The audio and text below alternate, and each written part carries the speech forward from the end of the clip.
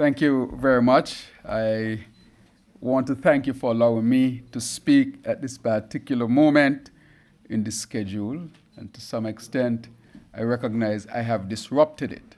So I want to thank you more than ever. Let me first, of course, start by saying I want to give a particular story, especially after I heard the passionate presentation here this afternoon. One of the things that was mentioned, and I heard it as I came in, and I think I caught the two last part of it. It was governance, and then what is not financed is not built. And so I do not come here as an expert in finance or anything like that, or even an expert in stock exchange, but I'm a politician. And I've come to recognize more than anything else when I heard the word governance mentioned, that if the political climate is not right, it can disrupt all that you are planning here this afternoon. And so it dawned on me even more acutely that I must be careful with the policies that I implement. Recently, I had the opportunity of bringing a number of young people in my country, where I've launched a program called Aspire. I will describe it and it would sound like something you have heard before, but I can tell you it was the first one in the Western Hemisphere. For every child between the ages of 5 and 18, we have given them an initial grant of $1,000. Every child.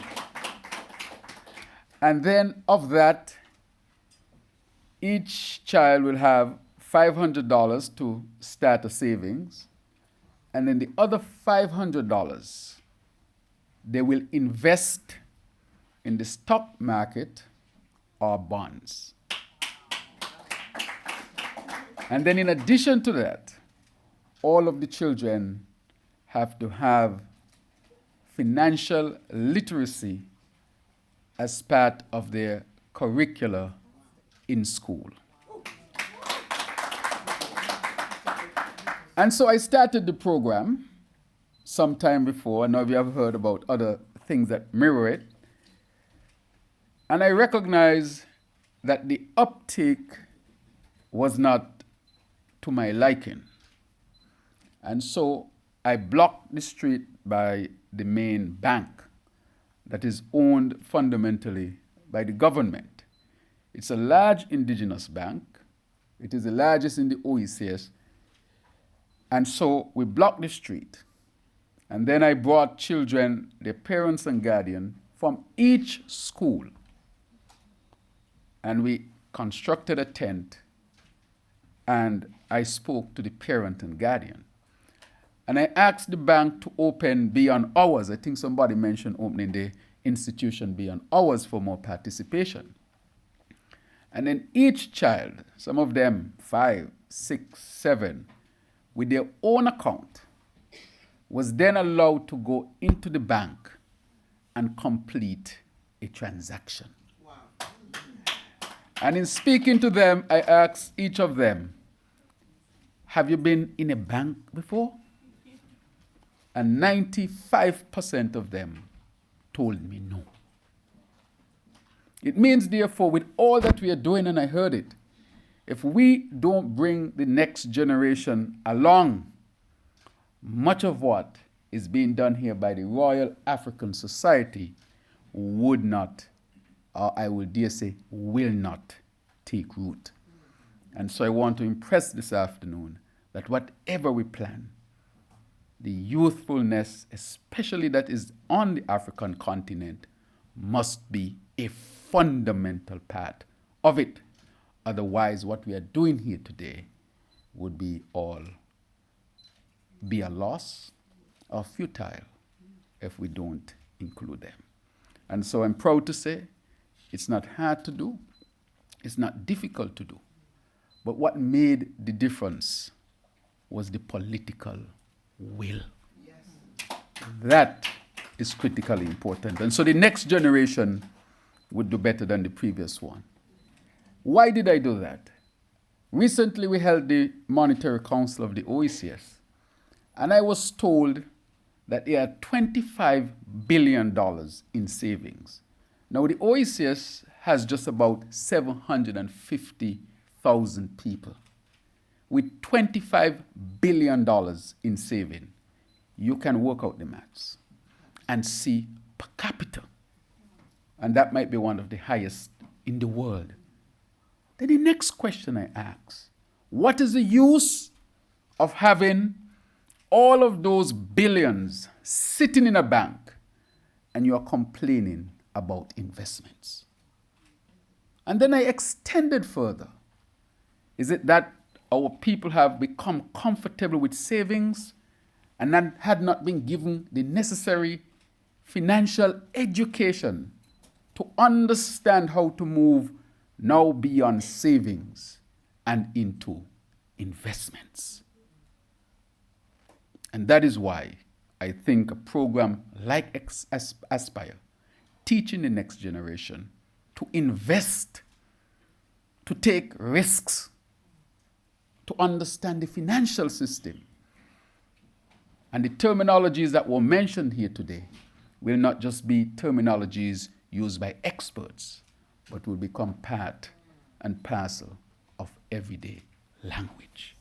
And so I implore us today to make sure, and you said it, the youth of Africa, which will be the most vibrant youth on the planet, must be included in all that we plan. So I definitely want to recognize the director, and excuse me if I get it wrong, I will blame my staff.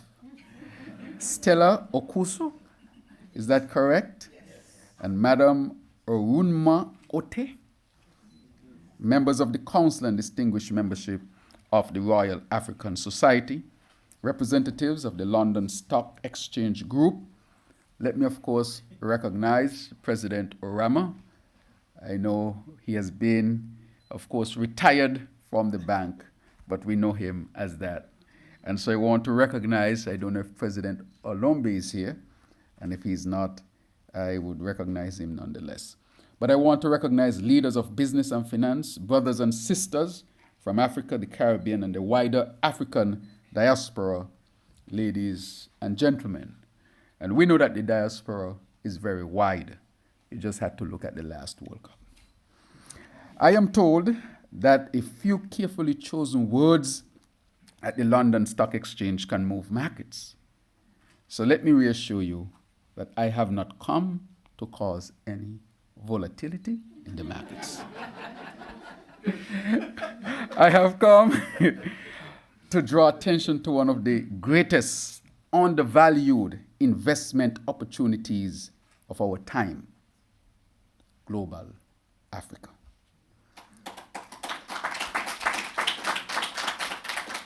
It is entirely appropriate that we gather at the London Stock Exchange, a place where confidence is converted into capital, capital into enterprise, and enterprise into influence. This setting also invites us to ask some important questions. How do Africa, and by extension the Caribbean, as we are the sixth region of the African Union, mobilize capital for development? How do we transform our resources into industries? How do our entrepreneurs gain access to international markets? Most importantly, how do our people become shareholders, decision makers, and owners in the prosperity created by their labor, creativity, and intellectual property? I therefore congratulate the Royal African Society on 125 years of distinguished service. For more than a century, the Society has advanced knowledge of Africa and strengthened engagement across business, government, academia, education, and arts and culture. The opportunity for the next 125 years is to build upon this foundation by encouraging the world not only to know Africa, but to trust Africa, to invest with Africa, trade with Africa, and develop enduring partnerships with Africa and its global diaspora. I come from St. Kitts and Nevis, a twin island federation in the Caribbean Sea, with a history and influence far greater than is suggested. Just a few quick caveats. St. Kitts and Nevis was the site of the first permanent English settlement in the Caribbean in 1623. And shortly afterwards, the first permanent French settlement in the Caribbean as well. And the island, excluding Nevis, was only 68 square miles. But why did they choose St. Kitts? Both the French and the English. Nevis, I would tell you, is the birthplace of Alexander Hamilton. I'm sure you're familiar with that name. One of the founding fathers of the United States and its first Secretary of the Treasury. At an event dedicated to capital markets, it may be worth observing that one of the principal architects of the early American financial system was born on the small Caribbean island of Nevis, and he grew up there. Perhaps he understood finance so well because small island people learned very early how to make limited resources achieve extraordinary results. Just maybe. St. Kitts is also home to Brimstone Hill Fortress, the UNESCO World Heritage Site known historically as the Gibraltar of the West Indies, one of the most prominent forts ever built in the whole Caribbean region and one of the smaller islands. Its walls reflect both strategic importance of our islands and the engineering skill and labor of the African people who constructed them centuries ago. But our history also includes the Buckley's Uprising of 1935, when sugar workers stood together for better wages, improved working conditions, and human dignity. That uprising formed part of the wider Caribbean labor struggles and the world, and contributed to the establishment of what is known as the Moyne Commission. The Moyne Commission, which has become universally known as a response to uprising in British colonies, started in St. Kitts and Nevis in 1935. So our history therefore teaches us that economic progress must be accompanied by social justice. Money without the care for people can be very brutal. Capital must improve lives. That is what we are fundamentally here for. Growth must be shared. And development must create opportunities for ordinary people. I recently had the honor of serving as chair of the Caribbean community from January to June 2026. I also continue to participate actively in CARICOM. I am now chair for CARICOM Finance and Planning Committee that ranges all the way from Suriname, Guyana, Trinidad and Tobago, all the way up to Bahamas.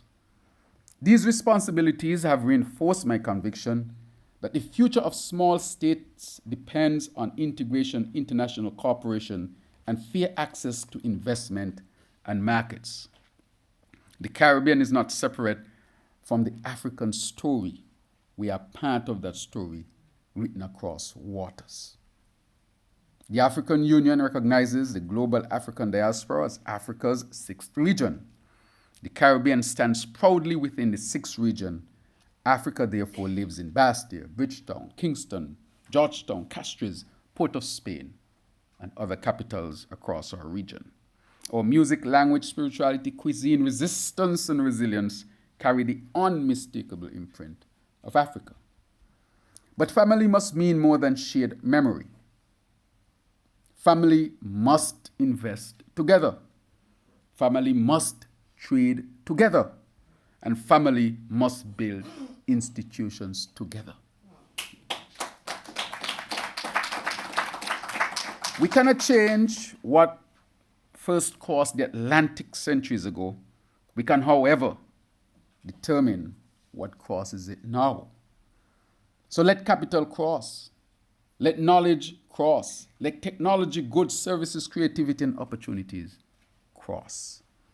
The first crossing was imposed upon us. The next crossing must be designed by us.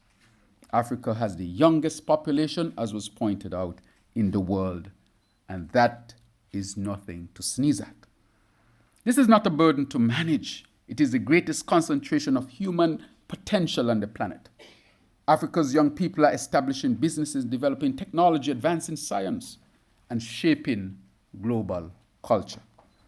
Equipped with education, healthcare, digital skills, financing, and access to international markets, they can become one of the most powerful engines of economic transformation in this century, not the next. Africa also possesses critical minerals, fertile land, abundant renewable energy, vast maritime spaces, biodiversity, and extraordinary human talent. These resources must be used deliberately for Africa's advancement and development. They must finance African education. They must strengthen African healthcare. They must drive African industrialization. They must create African jobs and expand African enterprise. Africa must participate at every stage of the value chain, not from the extraction of resources to processing, but also should include manufacturing, technology, distribution, and ownership. The wealth beneath African soil must build prosperity upon the African soil. This is why institutions such as the African Bank are important. They demonstrate that, of course, these concepts can move from philosophy to functioning economic architecture. St. Kitts and Nevis was among the first of the CARICOM countries to sign the African Bank.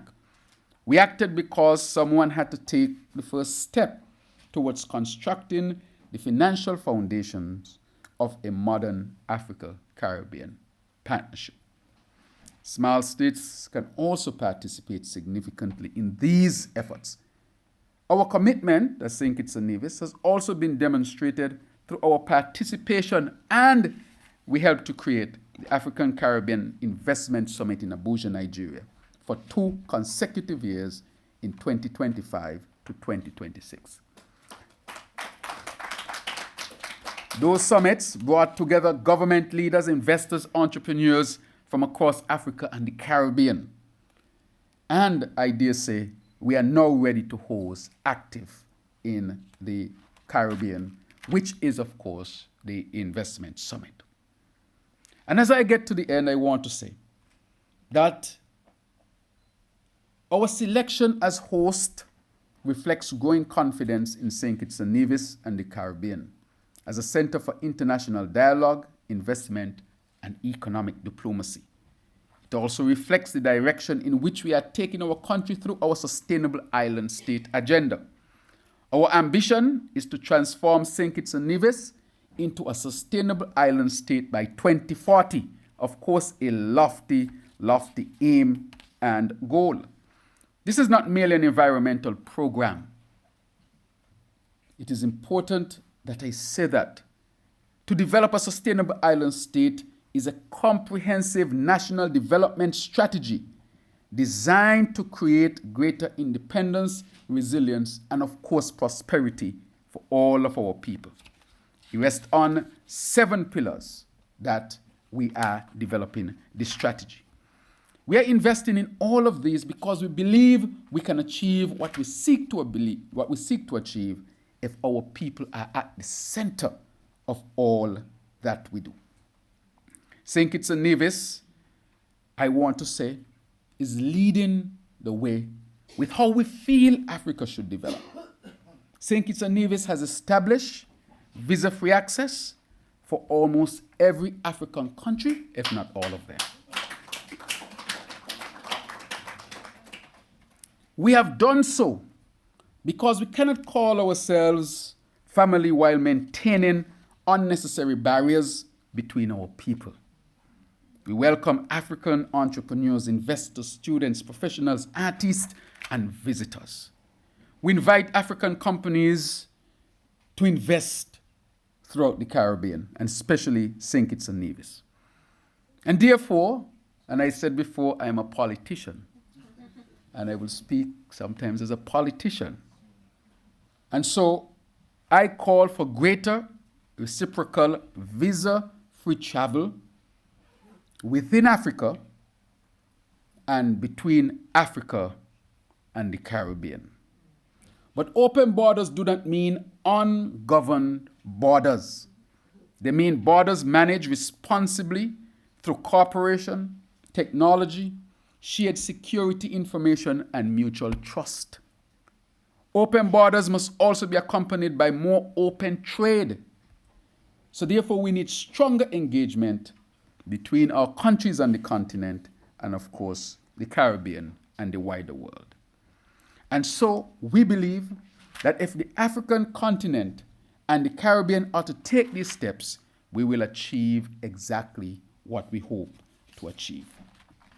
And so as I bring this to the finality, I will say that an era of expanding trade, an era of greater mobility, an era of African enterprise, and of course with Caribbean partnership and international partnership, an era of innovation, dignity, and shared prosperity can be created by our people. We are not scattered survivors of history. We are the people of global Africa.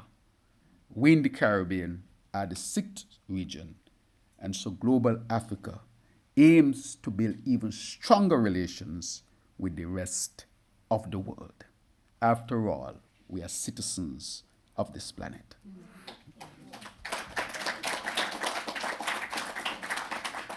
We are architects, builders, and owners of a common future.